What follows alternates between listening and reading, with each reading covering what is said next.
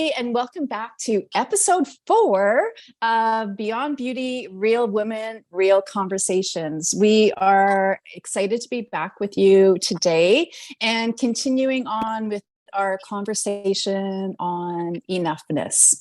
Now, Christelle, Heidi, Danelle, we've explored a lot over the first 3 episodes of women and our experience from being young girls and that whole feeling of being enough or not enough.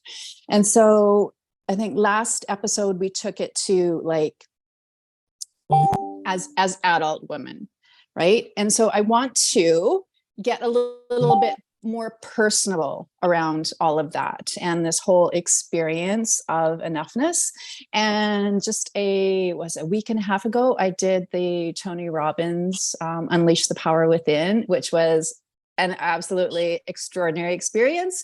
If anyone that is listening or watching this podcast ever has the opportunity to do an event with Tony Robbins, I absolutely encourage you to do it, because it is a life-changing experience. And one of the things that in the beginning part of Unleash the Power Within, you talked about this whole I am. And so I want to take us on a little journey of I am over the last few years. And the first period I think that I want to go to is back to that time pre-COVID. So take yourself back to that point of time in your life before COVID hit, right? And whatever was going on in life, however you're experiencing life, however you were feeling about life, I want you to put yourself in that moment of time now, as best as you can. Obviously, it's been a few years now, but going back to pre-COVID, and without overthinking it, because we're women and we can do that, just think of the first words that come to mind when I say I am. What words follow that? I am enough. I am joyful. I am fearful. I am powerful. I am what follows those words. And once you have them, then if you can share them with us. Now, my question, did we know COVID was coming? Doesn't matter. Okay. You didn't, right? Because we're talking pre-COVID. So we didn't know COVID was coming yet, right? Just that place in time before COVID was ever even a thing, right? What was your experience of life? And in that time, like who were you? How were you, I guess, existing in this world? What followed those 2 words, I am?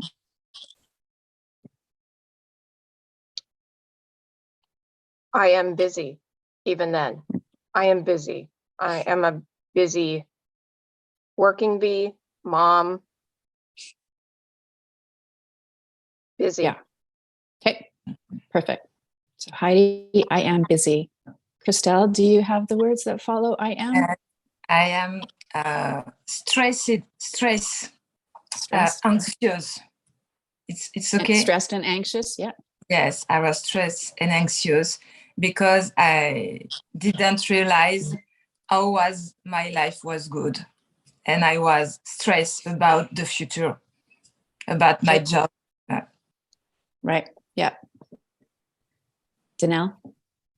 I'm just going to go with the first word that came to me. And that was, at that time, I was thriving. I felt like I had things together. I had my flow with, getting brought to daycare, and Mike and I were working together, and just everything in that moment seemed to flow for us, like business wise, like health and all these things. So that's kind of where I feel I really was, how I felt about myself, like all these things. So yeah. Perfect.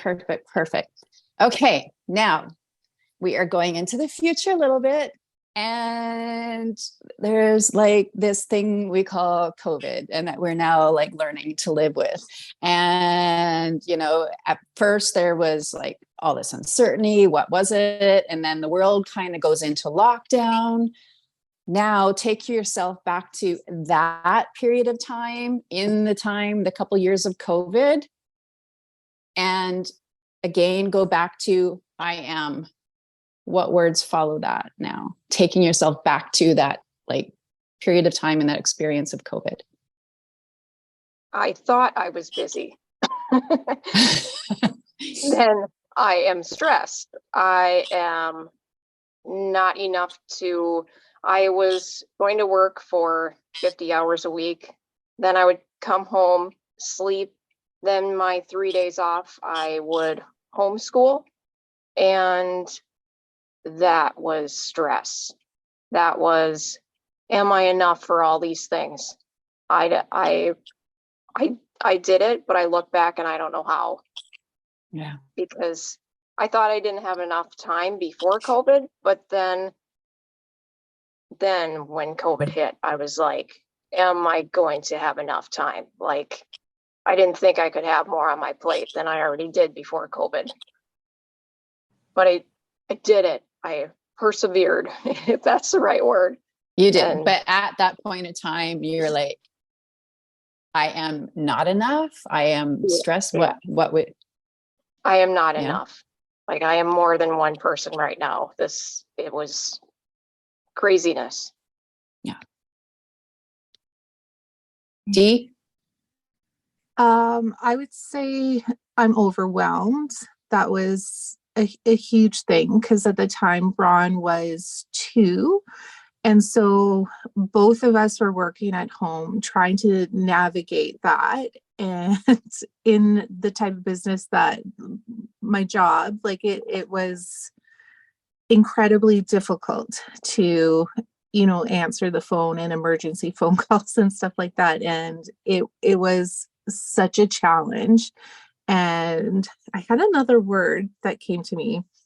I was also scared, a little bit Yeah. scared of like what's to come. Like, how does this look like? And how are we going to shift and pivot through this? You know, like it was a lot of getting comfortable with adjusting. That's kind of where I was for sure. Well, uncertainty is scary, right? 100%. Yes. Yeah, Yeah. for sure. For sure. Christelle, I am. I am during the lockdown, exactly. Yeah. Yes. During the height of COVID. Yes. I was first peaceful, cool first, because it was great to be with my husband and my family, close to them, because I was anxious. My husband was really busy, so it was a chance. I think I was chanceuse. I don't know how to say in French. Lucky. I was lucky Right. to be like that. But then I was sad. I was sad for all the situation, for all other people, for people who live alone. I feel sad for all people, for the situation. So cool and sad. It was At the beginning, cool. As it Yeah. progressed, sad. exactly, because it was a chance for me to have a big house with my family and to have a breakdown in the life to live together. But I saw other people don't have this change, don't have material to do work with, to do school in home with kids. And I said, oh my God, life is not fair for all. It's stupid, but I feel sad. I felt sad. No, that makes sense. Yeah. Now, just like when we look at how women have come out of COVID, like the statistics are showing that there's a higher percentage of men as well but a greater percentage of women who are experiencing things like depression and isolation and feelings of alone, right? And I think that, even this, the general feeling of the three of you during that time, right? At initially, right, it might have been something positive because you did have more time with family and more time to be together, and life kind of, although it got crazy in other ways, it kind of slowed down in a lot of ways too, right? And then as it went on, I think our anxiety levels kept going up and up and up and up because just more and more, right? Like for the first little while, you could cope with working from home, doing the homeschooling. But then as the days and weeks and months continued, just that constant level of stress can't help but show up in other ways, like in our body, in our health, in our mental well-being, right? When we're constantly under a state of stress, whether it be the overwhelm, whether it be the worry, whether it be the uncertainty, they're all stressful feelings and emotions. And so now where I would like to go is we've come through what was the worst of COVID, right? The world is opened back up again. And for the most part, we've, resumed life as we knew it before COVID, maybe in different ways and having different experiences, because I know there's been like changes of jobs and things like that for changes in your life for all three of you, actually. And so now let's come to today and putting yourself in this moment right here and right now. When you say the words "I am," what follows today?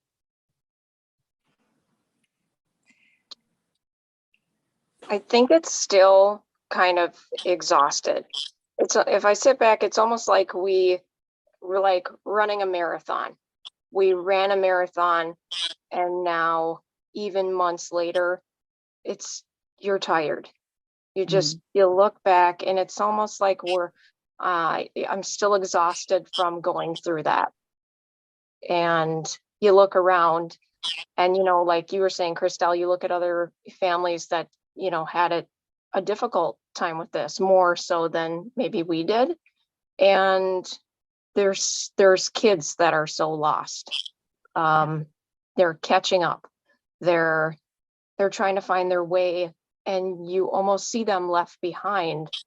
And to me, that's really sad, because they're like, hey, I'm over here while mom and dad are trying to find their way in their new job, or just try to catch up on money, and these children are just like, please help me. And they're trying to find their voice just like adults are, but it's sad to see, and it's hurtful, and that's tiring alone to watch.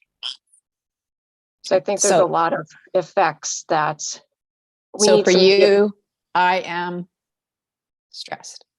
Yeah. And there needs to be some healing in women, children, and men. And it needs to happen sooner rather than later. Yeah. Some healing, some love. And that's what this is all about, right? Yes. Yes. Yeah. Absolutely. There is hope. So there, 100%. We wouldn't be here if there wasn't hope. Yeah. Right? Christelle, today I am. Today, honestly, I think I am accomplished. I feel calm, and I am an adult. I am an adult today, you see, without a scare about my future, without a scare about money.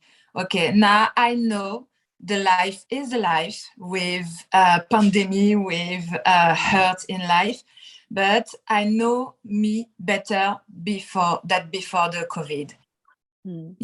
Just like this, I have started Lamb Life in 2 days before lockdown.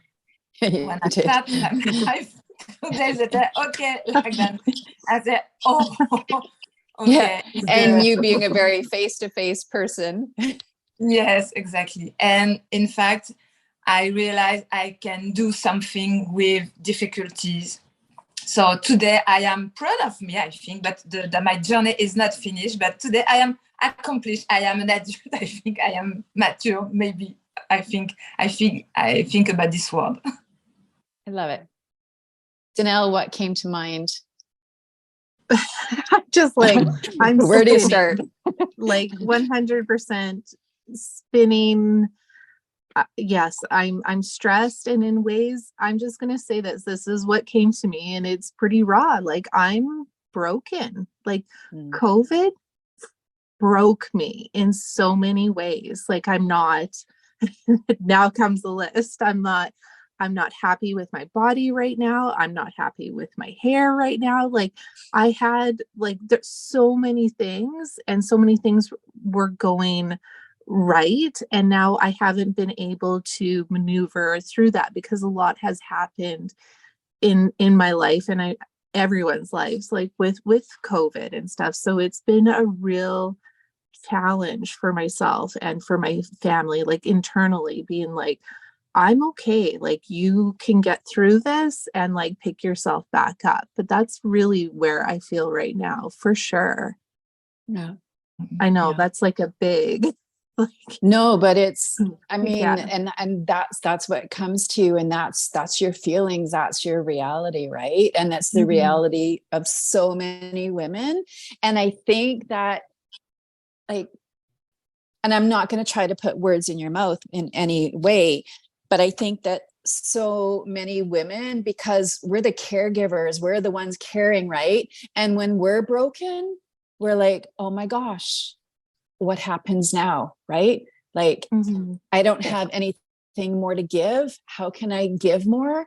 And that in itself is scary and puts on that additional layer of stress and pressure, right? Because it's normally the mom, it's normally that feminine energy that is the one that's the caring, the giving. But when we're empty, when our tanks are totally depleted and we have nothing left to give, it's right. Yeah, it's eye-opening for sure, because you want to make sure that you're okay, because if the whole, like, if I'm not okay, my family is not okay. So I need to put that work in and get where I need to be, right? So, or I want to be.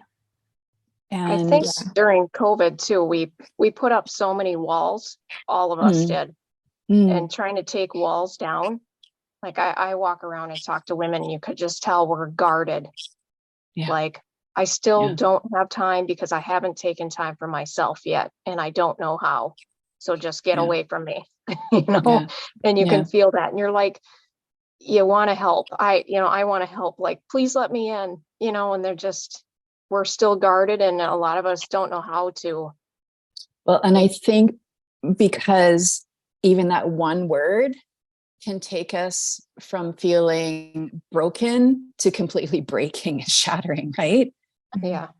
And so if we don't talk about it, if we just kind of keep going, then like maybe it'll just go away.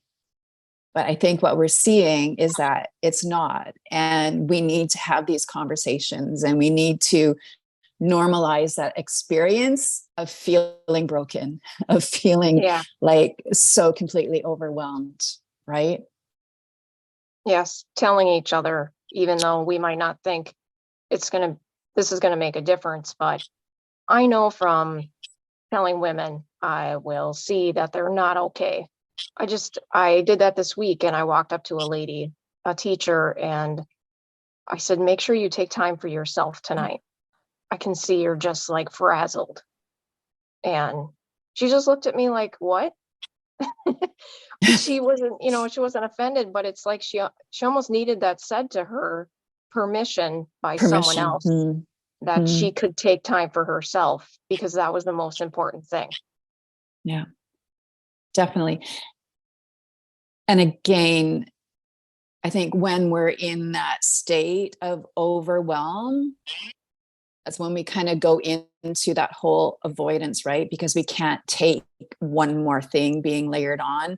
So it's the avoidance through binge watching, whatever, Netflix, TV, spending hours and hours on Facebook or, social media, whatever form that is just kind of that escape from our reality, right? But in doing that, we're just kind of like, we're not changing anything, right? We're not healing anything. We're just numbing. And I think that that's a lot what I'm seeing is just women who are just so numb to life.